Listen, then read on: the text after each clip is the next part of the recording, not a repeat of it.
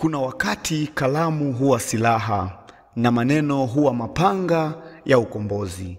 Leo na kusimulia hadithi ya mwanaume mmoja, Ngugi wa Thiong'o, aliyeamua kuikataa lugha ya mkoloni ili kuanzisha na kuandika ndoto ya Mwafrika kwa sauti yake mwenyewe.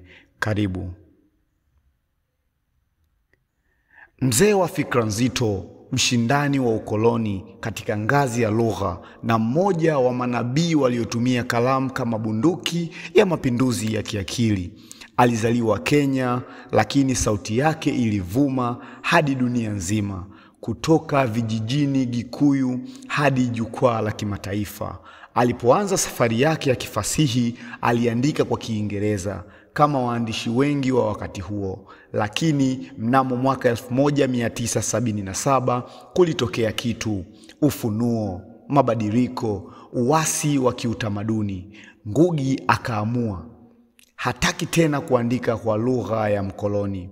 Akasema, ukiandika kwa lugha ya kigeni, unajikabidhi mwenyewe kwa mnyonyaji wa mawazo. Tangu siku hiyo hakuandika tena kwa Kiingereza, aliandika kwa Gikuyu, lugha ya mama, na kila kazi uliyosoma baada ya mwaka huo 1977 ni tafsiri tu, tafsiri ya sauti ya Afrika iliyonyamazishwa kwa muda mrefu. Peter of Blood, Devil on the Cross, Martyr, Decolonizing the Mind, zote zilibeba roho ya Afrika. Ziliandika kilio cha ukombozi kwa lugha mama, lakini si kila mmoja alikubaliana naye. Chinua Achebe kutoka Nigeria, gwiji mwingine, aliamini kuwa Kiingereza kingetumika kama daraja la kufikia dunia. Hapo ndipo mitazamo yao ilipopishana, si vita bali tofauti za falsafa. Mmoja alisema lugha ya mama ni silaha yetu, nyingine ikasema tunaweza kuitumia lugha ya mkoloni kuandika historia ya ukombozi. Na sasa Mei 28, 2025, Ngugi wa Thiong'o, jabali katika fasihi, ametutoka akiwa na umri wa miaka 87.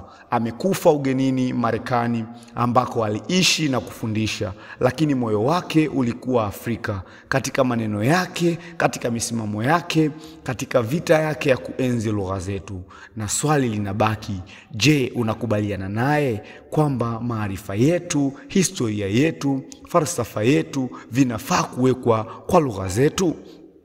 Kama simulizi kama hizi zinakugusa, zinakuamsha, zinakufanya kufikiria upya historia yetu ya Afrika, basi usisahau kufuata channel hii. Bonyeza subscribe, washa kengele, na tukutane tena kwenye simulizi nyingine ya kina na yenye kutia moyo, kwa sababu hapa tunazungumza sauti ya Afrika kwa sauti yake halisi.